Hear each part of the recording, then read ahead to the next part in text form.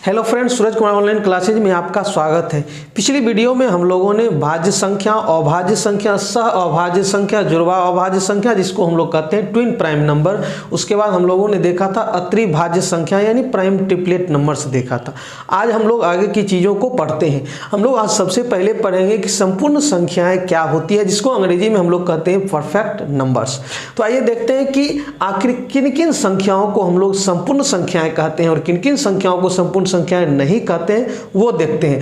सबसे पहले हम लोगों को यह ध्यान में रखना है कि संपूर्ण संख्याओं की संख्या बहुत ज्यादा नहीं है। ठीक है, क्यों? क्योंकि इसका जो शर्त है, मतलब संपूर्ण संख्या होने के लिए जो शर्त है वो थोड़ा सा क्या है, बहुत सारी संख्याओं पर लागू नहीं होता, बहुत कम संख्याओं पर लागू होता है। तो देखते हैं सबसे पहले कि इसका क्या शर्त है। सबसे पहले हम लोगों ने देखा था पिछले वीडियो में कि गुणनखंड यानी फैक्टर्स क्या होते हैं।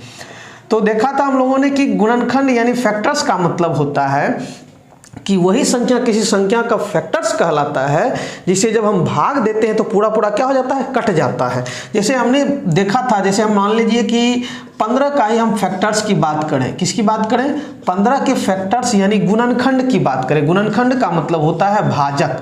भाजक मतलब पूरी तरह विभाजित करने वाला, पूरी तरह विभाजित करने वाला, पूरी तरह विभाजित करने वाला का मतलब हुआ कि भाग देने पर शेष 0 आए। ठीक है, तो वही हुआ हमारा पूरी तरह विभाजित करने वाला। तो हम लोग देखते हैं कि 15 को पूरी तरह विभाजित करने वाला जो संख्या होगा वही संख्या क्या होगा, 15 का विभाजक होगा, गुणनखंड होगा। तो 15 को कौन कौन सी संख्या पूरी तरह विभाजित करेगा, एक से जब हम 15 में भाग देते हैं तो पूरी तरह कट जाता है। 2 से तो कटेगा नहीं, 3 से, 4 से नहीं कटेगा, 5 से कट जाएगा, फिर 6 से नहीं, 7 से नहीं, 8 से नहीं, 9 से, 10, 11, 12, 13 ये इन सबों से नहीं कटेगा। एक ही बार किससे कटेगा, 15 से। तो ये जो 4 संख्याएं हैं 1, 3, 5, 15, ये जो है 15 के क्या हैं, विभाजक है, या यूं कहें कि गुणनखंड है। क्या है, गुणनखंड है। तो ये सभी चीजें हम लोगों ने पिछली क्लास में देखा था। तो ये जो हमारा संपूर्ण संख्या की जो परिभाषा है वो इसी पर डिपेंड है। वास्तव में क्या है आपका परिभाषा, कि कोई संख्या लेते हैं, समझते हैं इसको। जैसे मान लेते हैं हम कोई संख्या ले लेते हैं 6, मान लीजिए हम 6 की बात करते हैं। चलिए आप 6 की बात करते हैं। अब 6 के गुणनखंड कौन कौन है सो देखते हैं। 6 के गुणनखंड मतलब 6 को पूरी तरह विभाजित करने वाला कौन कौन है, हम लोग संपूर्ण संख्या की परिभाषा देख रहे हैं। ठीक है, तो 6 को काटने वाला कौन कौन है, 1 से 6 कट जाएगा पूरी तरह, 2 से कटेगा, 2 तिया, फिर 3 से कट जाएगा। अब किससे कटेगा, 6 से कटेगा। और ये भी हम लोगों ने देखा था कि कोई भी संख्या, जितनी भी गणित में संख्याएं हैं वो संख्याएं कम से कम 2 से कटेगा, उनके 2 फैक्टर होंगे। एक से तो सारी संख्याएं कटेगी, एक से जितनी भी संख्याएं वो सभी संख्याएं कटेगी, और खुद से भी कटेगी। बीच में ये जो आता है वो एक्स्ट्रा होता है, और इसी पर हम लोगों ने भाज्य और अभाज्य की परिभाषा देखा था। अब हम लोग यहाँ देख रहे हैं कि 6 के कितने गुणनखंड हैं, 4 गुणनखंड हैं। कौन कौन है, तो 6 के आपके 4 गुणनखंड 1 हैं, 2 हैं, 3 हैं, 6 हैं, और इन चारों को छोड़ करके और किसी संख्या से ये 6 विभाजित नहीं होगा। अब एक चीज में ध्यान देते हैं कि जितने भी गुणनखंड हैं आपके, कितने गुणनखंड है, 6 के गुणनखंड कौन कौन है, 6 के सभी गुणनखंड आपके 1 हैं, 2 हैं, 3 हैं, 6 हैं। ठीक है, अब हम क्या करते हैं कि ये जितने भी गुणनखंड हैं सबों को जोड़ देते हैं। 1, 2, 3, 6 जोड़ने पर कितना आता है, 1 में 2 जोड़ेंगे तो 3, 1 में 2 जोड़ेंगे तो 3, 3 में 3 जोड़ेंगे तो 6, 6 में 6 जोड़ेंगे तो कितना हो गया, 12। तो यानी ये 12 जो आया है, यानी इसके जितने भी गुणनखंड थे, 6 के जितने भी गुणनखंड थे, यदि उन सबों को जोड़ देते हैं तो जो हमको योगफल आता है, योगफल जो आता है, क्या आता है, योगफल। तो जिस संख्या का गुणनखंड है, देखिए ये योगफल 12 आया, क्या ये 6 का 2 गुना है 12, कहेंगे हाँ। तो जब इस तरह आ जाए कंडीशन, यानी किसी संख्या का आपने सारा गुणनखंड निकाला और यदि सारे गुणनखंड को जोड़ने पर जो योगफल आता है यदि उसका दुगुना हो जाए, तभी वो संख्या आपका क्या कहलाएगा, संपूर्ण संख्या कहलाएगा, और यदि नहीं तो नहीं कहलाएगा। इसीलिए हमने इसका परिभाषा देखा कि संख्या के सभी गुणनखंडों, जितने भी गुणनखंड हैं का योग उस संख्या का क्या होता है, 2 गुना होता है। ये किसका परिभाषा है, तो संपूर्ण संख्या का परिभाषा है। मतलब वही संख्या आपका संपूर्ण संख्या कहलाता है जिसके सभी गुणनखंडों का योग उस संख्या का क्या हो जाए, 2 गुना हो जाए। ऐसा नहीं कि किसी तीसरी का 2 गुना हो जाए, ऐसा नहीं करना है। एक बार और हम लोग इसको अच्छी तरह समझते हैं। जैसे चलिए मान लीजिए हम 10 की बात करते हैं, किसकी बात करते हैं, 10 की। तो 10 के जितने भी गुणनखंड हैं वो निकाल, हम लोग ये चेक कर रहे हैं कि क्या 10 जो है संपूर्ण संख्या है, यानी क्या 10 के सभी गुणनखंडों का योग 10 का 2 गुना है। देखते हैं 10 का गुणनखंड 1 है, फिर 2 है, फिर आपका कितना है, 5 है, मतलब 10 को काटने वाला फिर 10 है।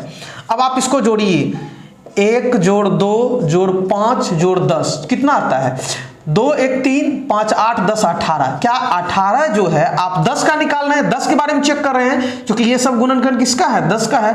क्या 18 जो है 10 का 2 गुना है, तो कहेंगे नहीं, क्योंकि 10 का 2 गुना कितना होता है, 20 होता है, जबकि मेरे पास योगफल कितना आया, तो 18 आया। यानी ये जो था गुणनखंड के जितने भी गुणनखंड थे उसका योगफल उस संख्या का 2 गुना नहीं आया, इसलिए हमारा ये जो है 10 वो हमारा संपूर्ण संख्या नहीं हुआ। ठीक है, समझ गए ना। और देखते हैं अब, जैसे एक बार और 6 को देख लेते हैं। ठीक है, मान लीजिए आपका कोई संख्या 6 है, 6 के जितने भी गुणनखंड है उसको देखते हैं। 6 के गुणनखंड 1 है, मतलब 6 को पूरी तरह काटने वाला कौन कौन है, 1 है, 2 है, 3 है और खुद 6 है। अब इन जितने भी गुणनखंड आया सबको जोड़ते हैं हम लोग, सबको जोड़ते हैं तो 1 में 2 जोड़ते हैं तो कितना हुआ, 3, 3 में 3 जोड़े तो कितना हुआ, 6, 6 में 6 जोड़े तो 12, मतलब 1 जोड़ 2 1 जोड़ 2 जोड़ 3 जोड़ 6। तो आपको इसका योगफल कितना आया, तो 12 आया, 12 योगफल आ गया। और ये 12 जो है जिस संख्या का गुणनखंड है 6 का, वो उसका क्या हो गया, 2 गुना हो गया। यानी 6 का कितना हो गया, 2 गुना। इसका मतलब ये 6 जो हमारा है वो संपूर्ण संख्या है। क्यों, क्योंकि इसके सारे गुणनखंडों का योगफल इसी का 2 गुना हो जा रहा है, इसलिए ये हमारा क्या हुआ, संपूर्ण संख्या हुआ। तो कहने का मतलब कि वही संख्या आपका संपूर्ण संख्या कहलाएगा जिसके सभी गुणनखंडों का योग उस संख्या का क्या हो गया, 2 गुना हुआ तो कहलाएगा, और यदि इस शर्त को नहीं पूरा किया तो नहीं कहलाएगा। ठीक है, तो हमारा एक उदाहरण कौन सा हुआ, 6 आपका क्या है, 6 आपका है।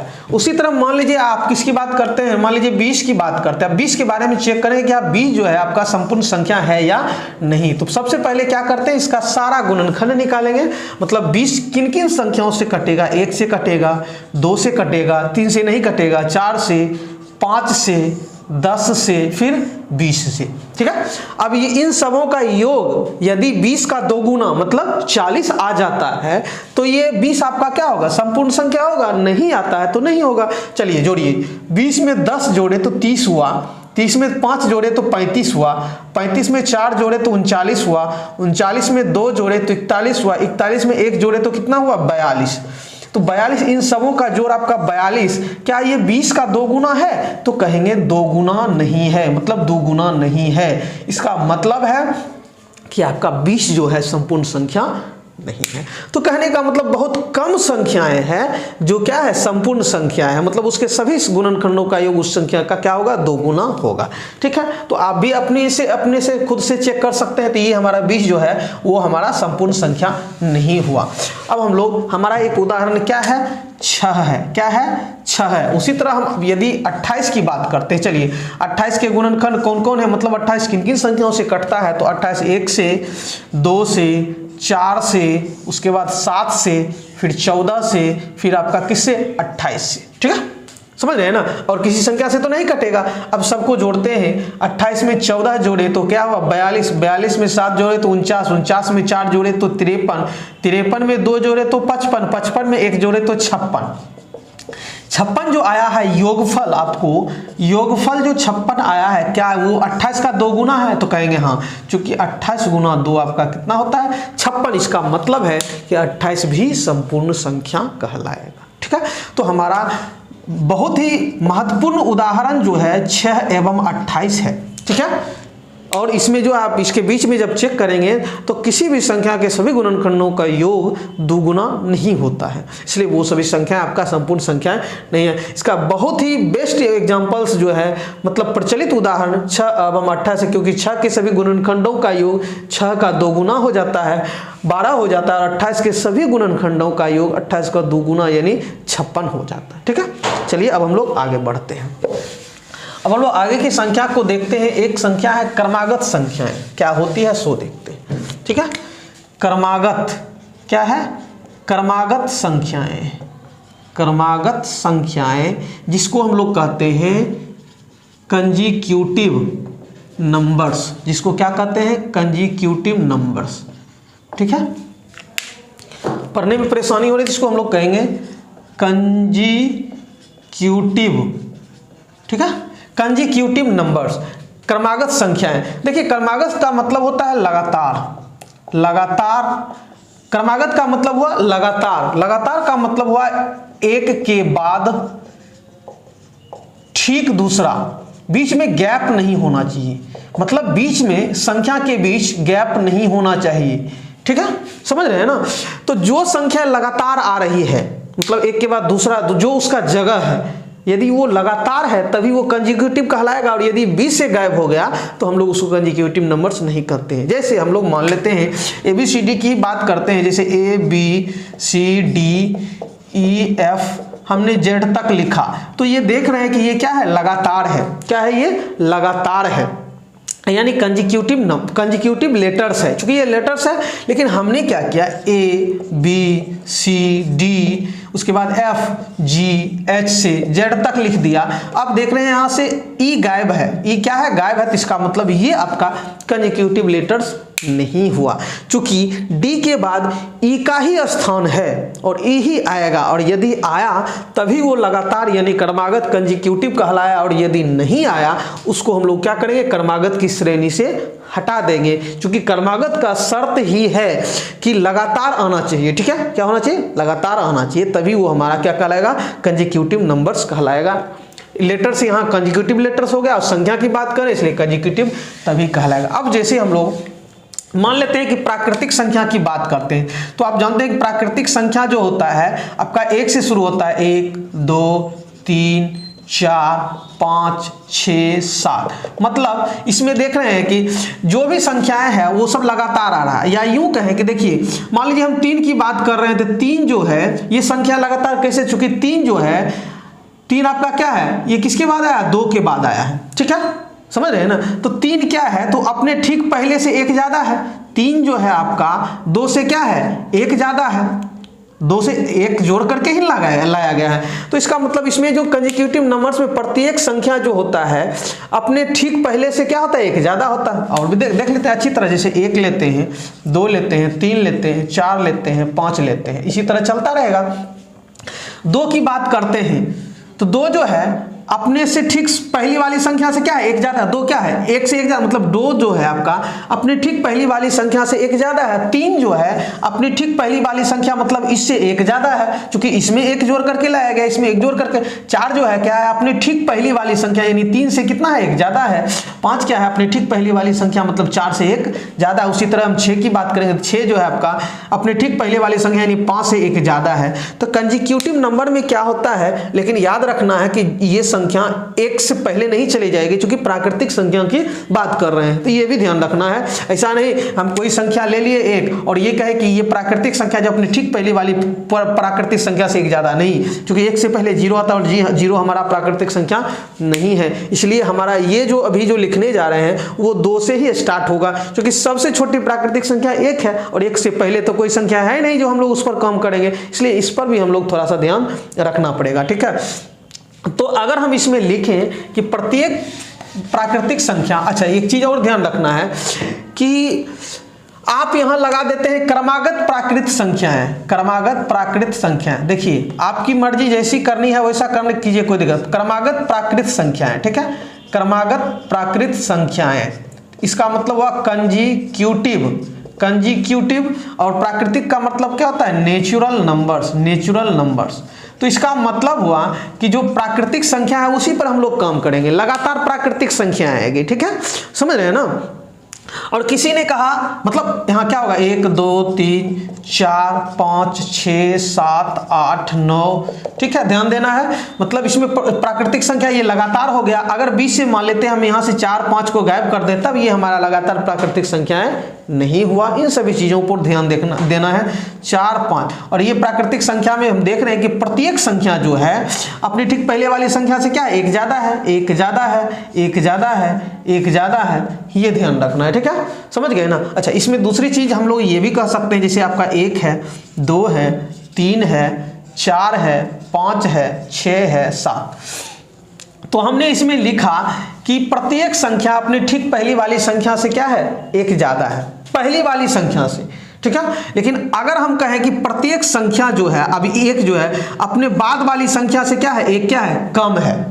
अब पहले वाला पर नहीं जा रहे हैं, बाद वाला पर जा रहे हैं, ठीक है। पहले वाले में था कि प्रत्येक संख्या ठीक अपनी पहली वाली संख्या से एक ज्यादा है। हम लोग क्या क्रमागत प्राकृतिक संख्या की बात कर रहे हैं, दूसरा की बात नहीं कर रहे हैं। अब इसी में हम लोग अगर जो मान लीजिए पढ़ते ठीक अपनी पहली नहीं देकर के बाद वाली अब हम यहाँ लगा दें, तो बाद वाली देखिए ये संख्या अपने इसके बाद कौन सी संख्या 2 2, एक जो है 2 से क्या है एक कम है। अब 2 की बात करें, 2 क्या है अपने ठीक बाद वाली संख्या यानी 3 से एक क्या है कम है। अब 4 जो है अपने ठीक बाद वाली संख्या यानी 4 से एक कम है। 4 जो है आपका ठीक पहले बाद वाली संख्या 5 से एक कम है। 5 अपनी ठीक बाद वाली संख्या 6 से एक कम है।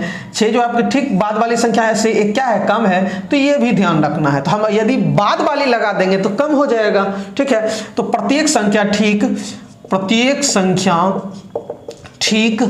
अपनी बाद वाली संख्या से क्या एक कम होती है। क्या होता है एक कम होती है। मतलब आप जैसे करना है कीजिए, पहली वाली पर ले जाना चाहते हैं तो ज्यादा होगा, बाद वाली पर ले जाना चाहते हैं तो कम होगा, सीधी सी बात है, समझ गए ना।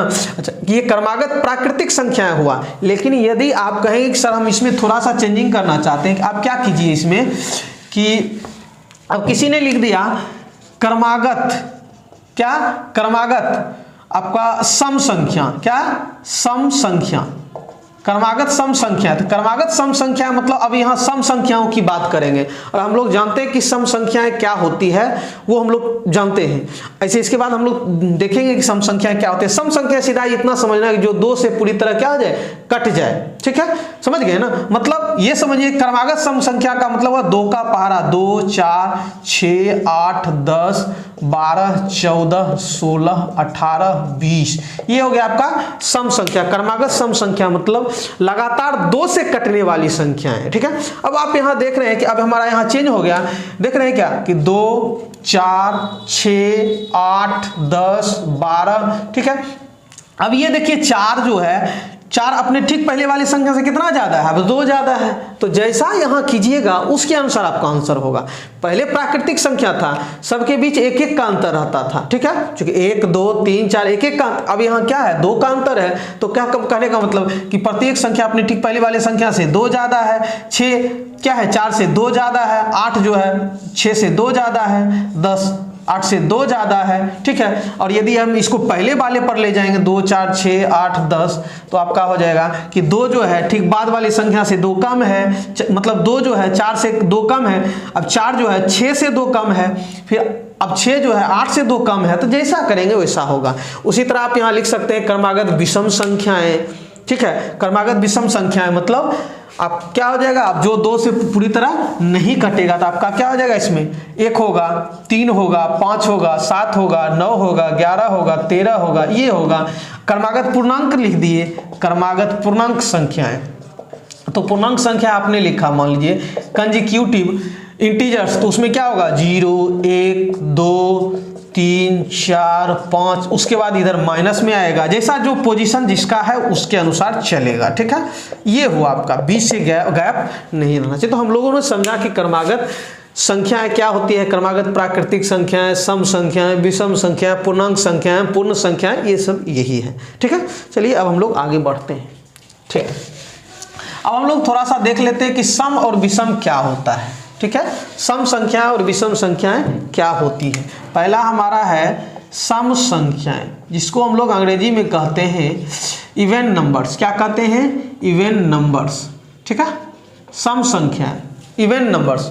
तो इवन नंबर्स जो होते हैं दो से पूरी तरह विभाजित, दो से पूरी तरह विभाजित होने वाली संख्याएं। ठीक है, तो जो संख्या दो से पूरी तरह विभाजित हो जाए, मतलब पूरी तरह कट जाए, भाग देने पर दो से क्या हो जाएगा? पूरी तरह कट जाए, तो वही संख्या हमारा क्या होता है? तो सम संख्या होता है। ठीक है, जैसे मान लीजिए कि हमने लिया 4, तो 4 जो है दो से पूरी तरह क्या हो जाएगा? कट जाएगा, 2 दूना 4। ठीक है, लेकिन हम मान लीजिए कि 15 की बात करें तो 2 से जब हम भाग देते हैं 15 में, तो 2 सत्ती 14, आपका शेष 1 आ रहा है, मतलब पूरा नहीं कट रहा है, इसलिए ये हमारा 15 जो है वो सम संख्या नहीं है। तो जब सम संख्या नहीं है तो इसका दूसरा भाई, ये मतलब सम संख्या और विषम संख्या होता है क्या? तो ये हो जाएगा हमारा विषम संख्या। क्या हो जाएगा? विषम संख्या, जिसको हम लोग कहते हैं। इसके बाद हम लोग देखेंगे ये ऑड नंबर। क्या होता है? Odd number. ऑड नंबर का मतलब जो 2 से पूरी तरह विभाजित नहीं होगी। ठीक है, ये तो आप लोग जानते हैं। जैसे मान लीजिए हमने लिया, अब जैसे हम 2, 4, 6, 8, 5, 6, 7, 8, 9, 5, 4, अब इसके बारे में हम लोगों को पता करना है कि ये सम संख्या है या विषम संख्या है। सम संख्या मतलब क्या ये 2 से पूरी तरह डिवाइड हो रहा है, 2 से पूरी तरह कट रहा है 2 से भाग देने पर? यदि 2 से भाग देने पर पूरी तरह कट रहा है तो सम संख्या, और यदि 2 से पूरी तरह भाग देने पर यदि पूरी तरह नहीं कट रहा है तो वो विषम संख्या। तो हमको इसमें अब 2 से भाग देना पड़ेगा, लेकिन हम लोग ऐसा नहीं करेंगे। हम लोग क्या करेंगे? शॉर्ट में क्या करेंगे कि ये जो संख्या दिया गया उसके लास्ट वाली संख्या को देखेंगे। ठीक है, लास्ट वाली संख्या को देखेंगे। 4 है और 4 में हम लोग क्या करेंगे? 2 से भाग देंगे, 2 दूना 4, पूरा कट गया। इसका मतलब है कि ये पूरी संख्या 2 से कटेगा। लास्ट वाला संख्या यदि 2 से कट गया तो इसका मतलब पूरा संख्या 2 से कटेगा, और यदि नहीं कटा लास्ट वाला संख्या तो इसका मतलब ये 2 से पूरी तरह नहीं कटा। अब यहाँ देख रहे हैं कि लास्ट वाली जो संख्या है वो 2 से क्या हो गया? पूरी तरह कट गया, इसलिए ये हमारा परिभाषा के अनुसार क्या हो जाएगा? सम संख्या होगा, मतलब इवन नंबर होगा। ठीक है, इवन नंबर होगा। ठीक है, समझ रहे हैं ना? मतलब जो संख्या 2 से पूरी तरह कट जाएगा, मतलब इसमें भाग जब 2 से देंगे तो शेषफल कितना आएगा? 0 आएगा। ठीक है, और भी देखते हैं हम लोग इसको। तो बस लास्ट वाली अंक को देखना है। यदि 2 से कट गया तो वो पूरा कट जाएगा, 2 से नहीं कटा तो नहीं कटेगा। अब जैसे 2, 7, 6, 8, 2, 5, 4, 3, 9, 6, 5, 9। अब हम लोग इसको चेक करेंगे, क्या ये 2 से पूरी तरह कट रहा है, मतलब ये सम संख्या है या विषम संख्या। तो क्या करेंगे? हम लास्ट का अंक लेंगे, और 9 जो है 2 से कटता है तो 2 के पहाड़ा में 9 नहीं आता है, हम जानते हैं। 2 का जो पहाड़ा होता है उसमें 9 नहीं आता है। जो 2 के पहाड़ा में आएगा वही 2 से कटेगा, और जो 2 के पहाड़ा में नहीं आएगा वो 2 से नहीं कटेगा। इतना भी ध्यान रखना है। ठीक है, तो देखिए आप 9 में जब 2 से भाग देते हैं, 2 चौकी 8, मतलब 1 शेष बच जाता है। मतलब ये पूरी संख्या आपका 2 से विभाजित नहीं है, पूरा नहीं कटेगा। तो इसका मतलब जो 2 से पूरी तरह नहीं कटता है तो इसका जो दूसरा भाई है विषम संख्या, यानी जिसको हम लोग कहते हैं इवन नंबर, वो है। ठीक है, समझ रहे हैं ना?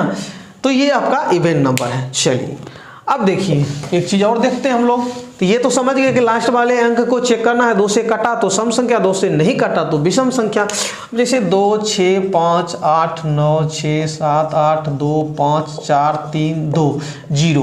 अब हम 0 की बात करेंगे तो ये 0, अब 0 में 2 से भाग देंगे, और हम लोग जानते हैं कि 0 2 के पहाड़ा में नहीं आता, लेकिन फिर भी इतना ध्यान रखना है कि 0 2 से पूरी तरह कटेगा। यानी कहने का मतलब यदि किसी संख्या के अंत में इकाई अंक के रूप में, अंतिम अंक के रूप में 0 रहता है तो वो पूरी तरह आपका 2 से कटेगा ही। यानी ये हमारा कैसा संख्या है? तो सम संख्या है।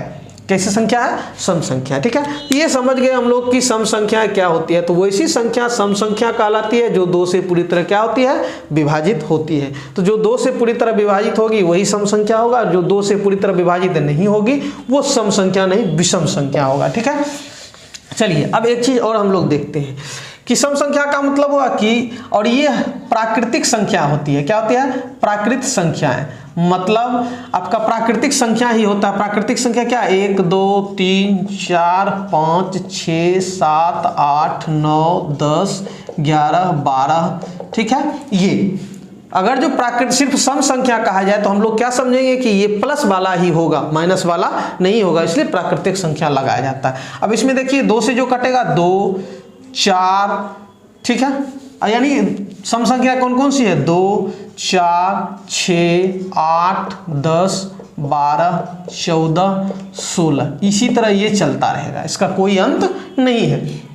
अब इसको हम लोग तोड़ते हैं तो 2 गुना 1, इसको तोड़ते हैं तो 2 गुना 2, इसको तोड़ते हैं तो 2 गुना 3, 2 गुना 3, इसको तोड़ते हैं तो 2 गुना 4, इसको तोड़ते हैं तो 2 गुना 5, इसको तोड़ते हैं तो 2 गुना 6, इसको तोड़ते हैं तो 2 गुना 7, इसको तोड़ते हैं तो 2 गुना 8। आप देख रहे हैं कि 2 सब में है, 2 सब में है, ठीक है, 2 सब में है। तो हम लोग क्या करेंगे, इसका एक सम यानी एक व्यापक फॉर्मूला बना रहे हैं, जनरल रूप बना रहे हैं, मतलब इसका कैसा रूप होता है, किस तरह दिखता है। तो 2 सब में रहेगा। अब देखिए 1, 2, 3, 4, 5, 6, 7, 8, 9, 10, 11, 12, क्या है आपका 1, 2, 3, यानी 2 के साथ गुना है, क्या है 2 के साथ गुना है, क्या है, कभी 1 आ रहा है, कभी 2, फिर 3, फिर 4, फिर 5, फिर 6, फिर 7, फिर 8, फिर 9, फिर 10, ये चलता रहेगा, ठीक है, समझ रहे हैं ना। मतलब 2 के साथ क्या गुना है, और ये क्या होता है, ये हम लोग जानते हैं कि ये प्राकृत संख्या है, क्या है, प्राकृत संख्या है, समझ रहे हैं ना। तो हम लोग प्राकृत संख्याओं को यदि हम इसको एक अक्षर से सूचित करें, अंग्रेजी वर्णमाला के सिर्फ एक अक्षर से, याद होगा आप लोगों को बताए थे कि n से हम लोग प्राकृतिक संख्याओं के समूह को दर्शाते हैं। यदि हम इसको एक छोटी n से दर्शाएं, किसे दर्शाएं, छोटी n से, तो इसका जो आपका जनरल रूप जो होता है, यानी व्यापक रूप जो होता है, व्यापक रूप कहें या स्टैंडर्ड फॉर्म कहें, यानी मानक रूप कहें, तो सम संख्या का पूछा जाए तो क्या कहेंगे, 2 गुना, और इसको क्या हमने मान लिया n, इस पूरे को क्या n लिख दिया, क्या लिख दिया, n लिख दिया, यानी 2n हो गया। और लिख देंगे जहां n क्या है, एक प्राकृत संख्या है, क्या है, प्राकृत संख्या है, ठीक है। मतलब कि ये आपका जो आया है 2n के, यानी सम संख्या का जो जनरल रूप होता है, व्यापक रूप जो होता है, एक रूप जो होता है वो होता है 2n की तरह, जहां n क्या होता है, प्राकृतिक संख्या, समझ गए ना, कोई दिक्कत नहीं है। अब यहां आपका देखिए, आप कहेंगे कि 2n सम संख्या का व्यापक रूप यानी स्टैंडर्ड फॉर्म जो होता है 2n का होता है, जहां n क्या है, एक प्राकृत संख्या है। इसका मतलब हुआ कि अब क्या आप जब इसका सम संख्या निकालेंगे 2, n क्या है, प्राकृतिक संख्या, प्राकृतिक संख्या कहां से शुरू होता है, 1 से, और 2 और n आपस में क्या है, गुना है, तो हम क्या करेंगे, 1 से शुरू करेंगे। 1 से जब हम गुना करेंगे n के जगह, मतलब 2n का मतलब n के जगह हम क्या 1, 2, 3, 4, 5, 6 यही सब में रखेंगे, क्योंकि ये प्राकृतिक संख्या, तो प्राकृतिक संख्या 1 से शुरू होता है, समझ रहे हैं ना। तो हम n के जगह 1 रखेंगे तो क्या, n के जगह 1, 2 1 2, n के जगह 2, 2 दूना 4, n के जगह 3, 2 3 6, n के जगह 4, 2 चौके 8, n के जगह 5, 2 5 10, n के जगह 6, 2 6 12, चूंकि प्राकृतिक संख्या लगातार चल रहे हैं, 7 तो 2 7 14, 8 तो 2 8 16, देखिए आप ये सम संख्या आ गया आपका, फिर से वही, समझ गए ना।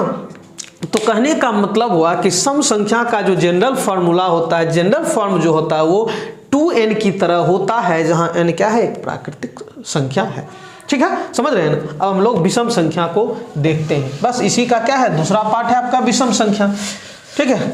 और एक बात आप लोगों को यह भी ध्यान रखना है कि जो चीज पीछे हम लोग पढ़ चुके हैं, आप लोग यदि नहीं देख पाए उस वीडियो को तो आप लोग प्लीज देख लीजिए, तभी आप लोग आगे की बातों को समझ सकेंगे, और यदि नहीं देख पाएंगे तो फिर आगे की बातों को नहीं समझ सकेंगे। तो हम लोग क्या विषम संख्या की बात करते हैं, विषम संख्या है मतलब हम लोग कहते हैं ऑड नंबर्स, 2 से पूरी तरह विभाजित नहीं होने वाली, जो 2 से पूरी तरह विभाजित नहीं होगी वो हमारा क्या होगा, तो विषम संख्या, नहीं होने वाली प्राकृत संख्या है, ठीक है। तो 2 से कौन कौन सी संख्या विभाजित नहीं होते, 1 3 5 7 9 11 13, उसके बाद क्या हो गया 17 19, ये हो गया, ठीक है, क्योंकि ये सभी संख्याएं 2 से पूरी तरह विभाजित नहीं होती। अब हम लोग इसका क्या करते हैं, जैसे हम लोग 2n देखे थे सम संख्या का व्यापक रूप जनरल फॉर्म, उसी तरह हम लोग इसका जनरल फॉर्म देखते हैं, जनरल फॉर्म, ठीक है, समझ रहे हैं ना। तो जनरल फॉर्म देखते हैं, तो आप देखेंगे कि यहाँ हमारा एक जो है हम लोग 2n पर ही फॉर्मूला बनाएंगे, ठीक है, 2n पर ही फॉर्मूला बनाएंगे, ठीक है, समझ रहे हैं ना। तो जैसे ही आपका n है, अब आप यहाँ देख रहे हैं कि हमारा पहला जो है 1 है, ठीक है, पहला हमारा क्या है 1 है। और अब देखिए यहाँ, चूंकि यहाँ तो कोई पहले वाले में 2 4 6 8 10 12 14 16 18 ये था हमारा, ठीक है, और ये चलता रहता था। इसमें सब में कॉमन 2 था, लेकिन इसमें 1 3 5 7 में कुछ कॉमन नजर नहीं आ रहा है, ठीक है। तो हम लोग क्या करेंगे, बेस को मानेंगे 2n ही लेंगे, जहां n क्या है 1, जहां n एक प्राकृत संख्या है। चलिए यहाँ आप लिखिए, जहां n एक क्या है, प्राकृत संख्या है, प्राकृत संख्या है। अब ऐसे छोड़ते हैं तो आपका मतलब हुआ कि n की जगह क्या प्राकृतिक संख्या है n, तो 1 भी आएगा, 2 3 4 5 6 7 8 9 ये चलता रहेगा। अब आप जहां 2n की जगह 1 रखे तो 2 एकम 2 हो गया, ठीक है। n की जगह 2 रखे 2 दूना 4 हो गया, n की जगह 3 रखे तो 2 तिया 6 हो गया, ठीक है। n की जगह 4 रखे 2 चौके 8 हो गया, n की जगह 5 रखे 2 पचे 10 हो गया, इसी तरह चलता रहेगा। लेकिन हमारा जो विषम संख्या है वो 1 है, 3 है, 5 है। तो ध्यान दीजिए, आपका 1 जो है इस 2 से क्या 1 कम है, हाँ है, यानी इसका पहला जो विषम संख्या है वो क्या है, इस सम संख्या से 1 कम है, इसका दूसरा जो है इससे 1 कम है, इसका तीसरा जो है इससे 1 कम है, इसका एक चौथा जो है इससे 1 कम है, इसका पांचवा जो है इससे 1 कम है। मतलब जो 2n का जो फॉर्मूला है सब में हमेशा क्या आ रहा है 1 से कम, ये सभी जो है इससे क्या है 1 कम है, तो हम क्या करते हैं यहाँ -1 कर देते हैं, ठीक है। यानी 2n-1 के रूप का होता है क्या, आपका विषम संख्या का जनरल रूप। अब देखिए ना, आप यहाँ रखिए n की जगह 1 रखिए, 2 एकम 2 में से 1 गया 1, पहला आपका विषम संख्या। n की जगह 2 रखिए, 2 दूना 4 में से 1 गया 3, तो देखिए आ गया दूसरा। n की जगह 3, 2 तिया 6 में से 1 गया 5, 2 चौके 8 में से 1 गया 7, 2 पचे 10 में से 1 गया 9, देखिए आपका आ गया। तो आपका विषम संख्या का जो जनरल फॉर्मूला होता है, जनरल फॉर्म जो होता है वो आपका 2n-1 के रूप का होता है, और सम संख्या का 2n का होता है, ठीक है, जहां n क्या होता है हमेशा प्राकृतिक संख्या ही होती है, ठीक है।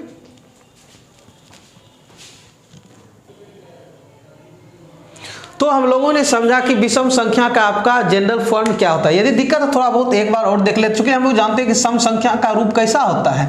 आपका सम संख्या का रूप होता है 2n, जहां n क्या है, n एक प्राकृत संख्या है, प्राकृत संख्या है, ठीक है, संख्या है।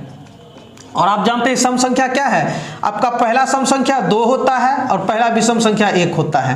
पहला सम संख्या 2 होता है, ये आप होगा सम संख्या, क्या हो गया सम संख्या, ये हो गया आपका विषम संख्या, ठीक है, विषम संख्या, ठीक है, समझ रहे हैं ना। दूसरा होता है आपका 3, फिर होता है 5, फिर 7, फिर 9, फिर 11, फिर 13, फिर 15, इसी तरह चलेगा विषम संख्या। और ये आपका 2 4 6 8, फिर होगा क्या होगा, गलत कहीं 2 4 6 1 3 5 2 4 6, तो यहाँ आएगा सॉरी 6, फिर 8, फिर 10, फिर 12, फिर 14, फिर 16, ये चलता रहेगा, ठीक है। और आप जाने कि ये जो हमारा होता है ये सम संख्या का फॉर्मूला होता है, सम संख्या का जनरल रूप होता है। अब देखिए यहाँ सम संख्या से क्या 2 से 1 ही कम है, 4 से 1 कम है, 6 से 1 कम है, 8 से 1 कम है, 10 से 1 कम है, 12 से 1 कम है, 14 से 1 कम है, 16 से 1 कम। तो सम संख्या से क्या है, विषम संख्या हमेशा 1 कम होता है।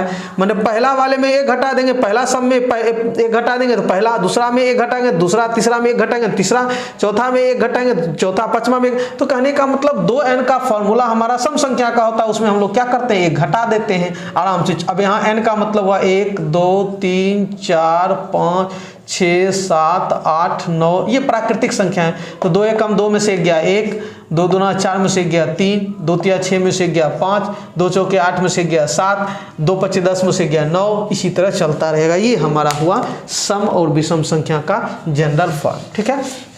अब हम लोग वास्तविक संख्या की बात करते हैं, ठीक है। वास्तविक संख्याएं क्या होती है सो देखते हैं। चलिए, वास्तविक संख्याएं क्या होती है वो हम लोग देखते हैं, जिसको हम लोग अंग्रेजी में कहते हैं रियल नंबर्स। क्या कहते हैं, रियल नंबर्स। तो देखिए, हम लोगों ने पढ़ा था कि परिमेय और अपरिमेय संख्याएं क्या होती हैं, ठीक है। क्या पढ़े थे, परिमेय संख्याएं, परिमेय संख्याएं, एक पढ़े थे परिमेय संख्याएं और एक आपका क्या था, अपरिमेय संख्याएं, अपरिमेय संख्याएं, ठीक है। और परिमेय संख्याओं के अंदर आपका क्या क्या आया था, प्राकृत संख्या, ठीक है, उसके बाद आया था पूर्ण संख्या, क्या आया था, पूर्ण संख्या, उसके बाद क्या आया था, पूर्णांक आया था। तो ये सभी संख्याएं क्या कहलाती है, मतलब ये सभी जो है क्या है आपका परिमेय संख्या है। क्यों, क्योंकि जितनी भी प्राकृतिक संख्या है सबको p बटा q के रूप में लिख सकते हैं। जैसे हमने लिया 1 2 3 4 5 6, ये सब आपका प्राकृतिक संख्या, सबको हम बटा के रूप में 1 के रूप में लिख सकते हैं, कोई दिक्कत नहीं है। ऊपर भी पूर्णांक, नीचे भी पूर्णांक हो गया, तो इसलिए प्राकृतिक संख्या परिमेय संख्या हुआ था। उसी तरह पूर्ण संख्या भी आपका परिमेय संख्या, पूर्ण संख्या कहाँ से, 0 1 2 3 4 5 6 7, ये, और सबको हम लोग बटा में 1 बटा में 1 बटा में 1 1 1 1 सब में लिख सकते हैं, इसलिए ये सभी परिमेय संख्याएं हुए। उसी तरह पूर्णांक में मान लीजिए माइनस वाला है, -5/1 -6/1 -7/1, सब में 1 बटा में लिख सकते हैं। तो ये सभी हमारा परिमेय संख्या था। और परिमेय संख्या क्या था, जो रूट के अंदर आए, जिसका पूरा पूरा वर्गमूल नहीं निकल पाए, √3 √5 √7 √9 नहीं होगा, चूंकि 9 का वर्गमूल निकल सकता है पूरा पूरा, ठीक है। तो ये सब हमारा जो था √11, ये सभी हमारे क्या थे, अपरिमेय संख्या थे। क्यों, क्योंकि इसको हम लोग बटा के रूप में नहीं लिख सकते। अब आप कहेंगे कि सर बटा में 1 तो लिख सकते हैं, लेकिन हम जानते हैं कि हमारा ऊपर भी पूर्णांक होना चाहिए, नीचे भी, ये हम लोग अच्छी तरह समझ चुके हैं। जबकि ये जानते हैं ये हमारा पूर्णांक नहीं होता है। क्यों, क्योंकि दशमलव प्रसार के आधार पर हमने इसको देखा था। तो अब देखिए वास्तविक संख्याएं क्या होती है, सो देखते हैं। तो जितना भी आपका परिमेय संख्या है, ठीक है, जितना भी परिमेय संख्या है और जितना भी अपरिमेय संख्या है, तो दोनों का जो समूह बनाएंगे, दोनों को मिला लेंगे, यानी एक साथ कर लेंगे, तो परिमेय संख्याओं एवं अपरिमेय संख्याओं, परिमेय संख्याओं एवं अपरिमेय संख्याओं के समूह को हम लोग क्या कहते हैं, वास्तविक संख्याएं कहते हैं। क्या कहते हैं, वास्तविक संख्याएं, वास्तविक संख्या जिसको हम लोग कहते हैं रियल नंबर्स, ठीक है। तो जितनी भी संख्याएं हैं आपका, ऐसे अभी हम लोग इससे पहले और भी बहुत कुछ पढ़े थे, जैसे सम संख्या, विषम संख्या, उन समों को भी हम लोग बटा के रूप में लिख सकते हैं, ठीक है। उसके बाद संपूर्ण संख्याएं, जुड़वा अभाज्य संख्याएं, जितनी भी संख्याएं थी सबको हम लोग क्या कर सकते हैं, बटा के रूप में लिख सकते हैं। इसलिए वो सब भी किसके अंदर आएगा, परिमेय संख्या के अंदर।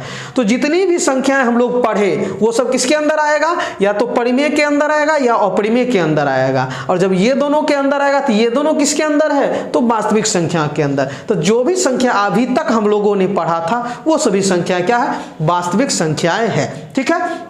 तो आपको पूछा जाए कि वास्तविक संख्या क्या है, तो कहेंगे कि परिमेय संख्या एवं अपरिमेय संख्याओं के समूह को हम लोग क्या कहते हैं, वास्तविक संख्याएं कहते हैं। जैसे आप मान लीजिए संपूर्ण संख्या आपका क्या था, 6, क्या 6 को हम लोग बटा के रूप में नहीं लिख सकते, हाँ 6/1 लिख सकते थे। ये जब बटा के रूप में आती इसको हम लोग कहेंगे परिमेय संख्या। और परिमेय संख्या किसके अंदर है, तो वास्तविक संख्या के अंदर है, इसलिए ये भी हमारा क्या हुआ, वास्तविक संख्या। उसी तरह हम मान लीजिए कि आप विषम संख्या 55 की बात करते हैं, तो 55 को हम लोग बटा 1 के रूप में लिख सकते हैं, यानी ये हमारा क्या हो गया, आपका क्या हो गया, बटा के रूप में होगा तो परिमेय संख्या हो गया। ये विषम संख्या भी है, लेकिन ये किसके अंदर चला गया, परिमेय संख्या के अंदर। और परिमेय संख्या किसके अंदर है, वास्तविक संख्या के अंदर। तो हम लोग जो भी संख्याएं अभी तक पढ़े थे वो सभी संख्याएं या तो बटा के रूप में लिखा जा सकता है या बटा के रूप में नहीं लिखा जा सकता है। तो चाहे लिखा जाए या नहीं लिखा जाए, है तो दोनों किसके अंदर, वास्तविक संख्या के अंदर। मतलब किसके अंदर, यानी ये इनको पिताजी कहा है, इनके 2 बेटे परिमेय और अपरिमेय, ये हम लोगों ने देखा। तो कहा जाए कि जितनी भी वास्तविक संख्या और ये आपका जितनी भी परिमेय और अपरिमेय संख्या उन सबों के समूह को, यानी दोनों के समूह को हम लोग क्या कहते हैं, वास्तविक संख्याएं कहते हैं। और इसको हम लोग एक स्पेशल अक्षर से सूचित भी करते हैं, जिसको हम लोग कहते हैं आर। क्या कहते हैं, आर का मतलब हुआ कि सभी वास्तविक संख्याओं का समूह, सभी वास्तविक संख्याओं का समुच्च यानी समूह, ठीक है। जितने भी आपकी वास्तविक संख्या आएंगे, तो वास्तविक संख्या का मतलब हुआ परिमेय संख्याएं एवं अपरिमेय संख्याओं के समुच्च, परिमेय संख्याएं और प्लस अपरिमेय संख्याएं। और हम लोग जानते हैं कि इसके अंदर आपका प्लस वाला भी है और माइनस वाला भी है, ये भी जानते हैं, क्योंकि इसके अंदर कौन घुसा हुआ है, पूर्णांक संख्या घुसा हुआ। और पूर्णांक प्लस में भी माइनस में भी होता है, तो आपका वास्तविक संख्या प्लस में भी होता है और माइनस में भी होता है, ठीक है। तो अगर आपको यहाँ आर दे दिया जाए तो इसका मतलब प्लस और माइनस दोनों है, मतलब प्लस वाला भी है और माइनस वाला भी है, और चूंकि 0 भी उसमें है, तो ये सभी हो गए। लेकिन अगर आर प्लस दिया जाए तो सभी धनात्मक, क्या हो गया, धनात्मक वास्तविक संख्या है, ठीक है। यदि सिर्फ प्लस दिया जाए और यदि माइनस दिया जाए तो सभी ऋणात्मक क्या होगा, ऋणात्मक वास्तविक संख्याएं, ठीक है, सभी ऋणात्मक वास्तविक संख्याएं। समझ रहे हैं ना, तो ये हो गया, समझ गए ना, कोई दिक्कत। अब एक चीज और थोड़ा सा ध्यान देना है कि अगर आपको कहे कि संख्या रेखा पर क्या होता है, संख्या रेखा बहुत ही नॉर्मल सी बात है। आप यहाँ क्या कीजिए, एक रेखा खींचिए और बीच में आप क्या कीजिए, जीरो को रखिए और इधर जो आपका इधर होगा ये प्लस में आएगा, मतलब धनात्मक में होगा, धनात्मक में होगा, और इधर जो यानी जीरो के दाईं ओर, जीरो के दाईं ओर आपका धनात्मक होगा, दाईं ओर, ठीक है, और बाईं ओर जो है, बाईं ओर आपका क्या होगा, ये आपका ऋणात्मक होगा, क्या होगा, ऋणात्मक होगा, हमेशा ऋणात्मक मतलब माइनस में होगा। ये हो गया हमारा संख्या रेखा। तो हम लोगों ने देखा कि वास्तविक संख्याएं क्या होती है। अब इसके उलट जो संख्याएं मान लीजिए वास्तविक संख्याएं नहीं होगी, ऐसे तो हम लोग क्लास 10th तक सिर्फ वास्तविक संख्याओं के ही बारे में पढ़ा था, लेकिन जब हम 11th में जाते हैं तो उसमें एक चैप्टर आता है कॉम्प्लेक्स नंबर, सम्मिश्र संख्या, जिसमें काल्पनिक संख्या की चर्चा की गई है। तो हम लोग वो भी देख लेते हैं कि आखिर काल्पनिक संख्या क्या होती है, ठीक है, मतलब जो वास्तविक संख्याएं नहीं होती है, यानी अवास्तविक संख्याएं, अवास्तविक संख्याएं कहिए, या इसी को हम लोग कहते हैं काल्पनिक संख्याएं, ठीक है। अवास्तविक संख्याएं या काल्पनिक संख्याएं अंग्रेजी में कहते हैं इमेजिनरी नंबर्स, ठीक है, इमेजिनरी नंबर्स। अब देखिए, तो आप इसका परिभाषा पूछा है, कहेंगे जो संख्या वास्तविक नहीं होगी वो अवास्तविक संख्याएं कहलाएगी, या जिसकी मात्र कल्पना की जा सके, मतलब जिसकी मात्र कल्पना की जा सके, कल्पना की जा सके, मतलब जो वास्तव में होता नहीं है, या जो वास्तविक संख्या नहीं हो, जो वास्तविक संख्याएं नहीं हो, संख्याएं नहीं हो। अब इसका उदाहरण क्या होगा, तो इसका उदाहरण हमेशा ध्यान में रखिएगा कि जो संख्या रूट के अंदर माइनस में चला जाए, जो संख्या, बस इसका एक ही पहचानने का तरीका है कि जो संख्या रूट के अंदर हो और यदि वो माइनस में हो तो वो क्या हो जाएगा, आपका काल्पनिक संख्या हो जाएगा। क्या हो जाएगा, काल्पनिक संख्या होगा, इमेजिनरी नंबर होगा। क्यों, क्योंकि हम लोग जानते हैं कि रूट अंडर मान लीजिए 9 है तो इसका वर्गमूल कितना होता है, 3 होता है। लेकिन अगर आपको रूट के अंदर -9 दे दिया जाए तो हम लोग इसका वर्गमूल 3 नहीं लिख सकते हैं, क्योंकि अब 9 का तो वर्गमूल निकालेंगे, लेकिन माइनस का वर्गमूल क्या होगा वो अभी तक ज्ञात नहीं है, इसलिए ये हमारा काल्पनिक संख्या हुआ, वास्तविक संख्या नहीं हुआ। तो अब आपसे पूछा जाए कि क्या आपका ये धनात्मक संख्या का वर्गमूल निकाल सकते, तो कहेंगे हाँ, धनात्मक संख्या का वर्गमूल संभव है, लेकिन ऋणात्मक संख्या का वर्गमूल संभव नहीं है, ठीक है, ये रखना है। तो अब यहां हम लोग लिखेंगे कि ऋणात्मक संख्या का वर्गमूल संभव नहीं है, संभव नहीं है, ठीक है, निकाल नहीं पाएंगे। लेकिन धनात्मक संख्या का वर्गमूल संभव है, ठीक है, वर्गमूल संभव है, ठीक है। तो जो रूट के अंदर मान लीजिए रूट अंडर -12, ये हमारा क्या हो गया, काल्पनिक संख्या, मतलब इसकी सिर्फ कल्पना कर सकते हैं, वास्तविक इसका मान संभव नहीं है। लेकिन यदि वही रूट अंडर 12 दे दिया जाए तो इसका मान संभव है, दशमलव में ही है, उसे क्या दिक्कत है, लेकिन निकाल सकते हैं।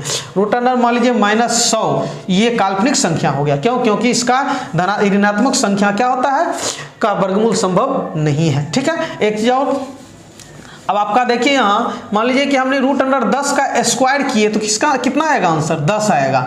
तो आपको वास्तविक संख्या का वर्ग जो होता है हमेशा वास्तविक संख्या ही होता है, समझ गए ना, वास्तविक। लेकिन रूट अंडर -10 का स्क्वायर हमारा क्या हो जाएगा, आप 10 नहीं, ये नहीं लिख सकते हैं, और ये नहीं कि अब सर यहाँ 2 बार माइनस में लिख दिए, मान लेते हैं कि रूट अंडर -10 गुना रूट अंडर -10 कर दिए, उसके बाद रूट अंडर ले गए, इस दोनों को एक साथ मतलब आप क्या kariye, आपने क्या किया कि रूट अंडर -10 का स्क्वायर हमने दिया, आपने इसको क्या किया, अपना दिमाग लगा करके इसको 2 बार लिख दिया, -10 गुना रूट अंडर -10, ठीक है।